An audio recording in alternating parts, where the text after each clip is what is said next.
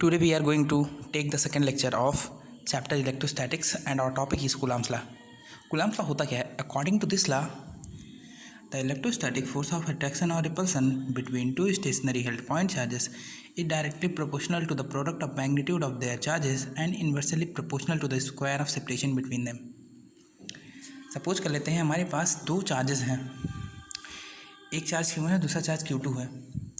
तो हम ये अच्छे से जानते हैं कि अगर सिमिलर चार्जेस को एक दूसरे के पास लेकर आते हैं तो उनके बीच में रिपल्सन होता है, और अगर अलग अलग नेचर के चार्जेस को, मतलब एक नेगेटिव चार्ज एक पॉजिटिव चार्ज को अगर हम लोग पास में लाते हैं तो दोनों अट्रैक्ट हो जाते हैं, एक दूसरे से चिपक जाते हैं।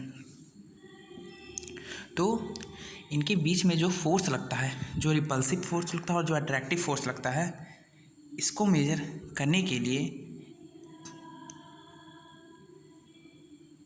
यहाँ पर जो फोर्स है, इलेक्ट्रोस्टैटिक फोर्स, जो अट्रैक्टिव या रिपल्सिव जो फोर्स है, ये डायरेक्टली प्रोपोर्शनल होता है उन चार्जेस के मैग्नीट्यूड के प्रोडक्ट के, और इन्वर्सली प्रोपोर्शनल होता है उसके चार्जेस के,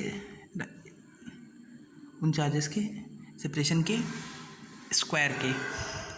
इसको हम लोग इक्वेशन 1 मानते हैं, इसको इक्वेशन 2 मानते हैं। जब on combining equation 1 and 2 we gate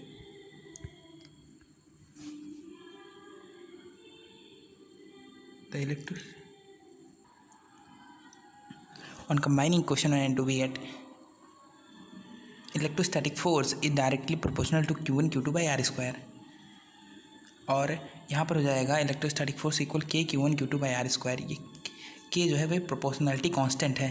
proportionality constant तब लगाया जाता है जब प्रोपोर्शनैलिटी का साइन हटाया जाता है, और K की वैल्यू है 1/4 पाई एप्सिलॉन नॉट। इसकी वैल्यू है 9 × 10⁻⁹ न्यूटन मीटर स्क्वायर पर कूलम्ब स्क्वायर। अब बात करते हैं vector form of Coulomb's law का। कूलम्ब्स लॉ का वेक्टर फॉर्म, पहली चीज़ तो पहला है रिपल्सन। जब दोनों चार्जेस का मैग्नीट्यूड जो होता है वो 0 से ग्रेटर होता है, मतलब कि दोनों चार्जेस का मैग्नीट्यूड तब ग्रेटर होगा जब दोनों चार्जेस का मैग्नीट्यूड पॉजिटिव होगा, मतलब चार्जेस सेम नेचर के होंगे। जब इनका नेचर सेम होगा तब इनका जो मैग्नीट्यूड है वो 0 से ग्रेटर होगा। तो यहाँ पर हम लोग देख सकते हैं कि यहाँ पर हमारे पास दो चार्जेस हैं Q1 और Q2, दोनों सेम नेचर के हैं, इसलिए इनके बीच का जो इलेक्ट्रोस्टैटिक फोर्स होगा वो रिपल्सिव नेचर का होगा। और ये पोजीशन वेक्टर्स हैं R12 और ये R21, मतलब Q1 का पोजीशन वेक्टर सेकंड के रिस्पेक्ट में और Q2 का पोजीशन वेक्टर फर्स्ट के रिस्पेक्ट में। और यहाँ पर जो इलेक्ट्रोस्टैटिक फोर्स लग रहा है Q1 पर ड्यू टू सेकेंड चार्ज, और जो यहाँ पर लग रहा है दूसरे चार्ज पर electrostatic force due to first charge, ये है F12 और ये F21।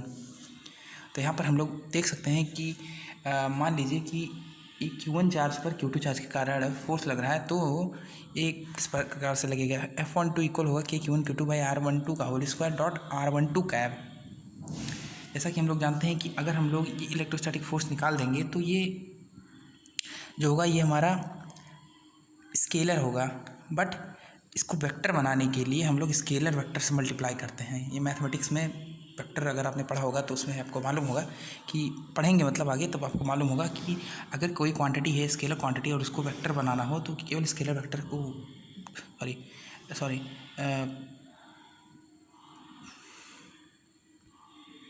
उसको यूनिट वेक्टर से मल्टीप्लाई कर देते हैं। इसका यूनिट वेक्टर का मैग्नीट्यूड होता है 1, यूनिट वेक्टर मतलब इसका मैग्नीट्यूड 1 होता है, तो इससे कोई फ़र्क नहीं पड़ता। लेकिन जो हमारी क्वांटिटी होती है वो वेक्टर में कन्वर्ट हो जाती है स्केलर से। सेम प्रकार से देखिए यहाँ पर ये जब चार्जेस है Q1 Q2, जब स्मॉलर Q1 Q2 का जब मैग्नीट्यूड स्मॉलर होता है 0 से, मतलब कि चार्जेस जो होते हैं वो अलग अलग नेचर के होते हैं, एक नेगेटिव होता है एक पॉजिटिव होता है। तो इनके बीच में जो इलेक्ट्रोस्टैटिक फोर्स होता है वो अट्रैक्टिव नेचर का होता है।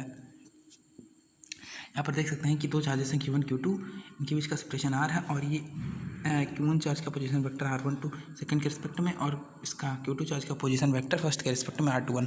यहाँ पर जो फोर्स लग रहा है Q1 पर दूसरे चार्ज के कारण यह है F12, और जो पहले दूसरे चार्ज पर फोर्स लग रहा है पहले चार्ज के कारण वो है F21। तो यहाँ पर हम लोग देख सकते हैं पहले चार्ज पर दूसरे चार्ज के कारण जो अट्रैक्टिव फोर्स लग रहा है Q1 Q2 बाई R12 का whole square into R12 cap.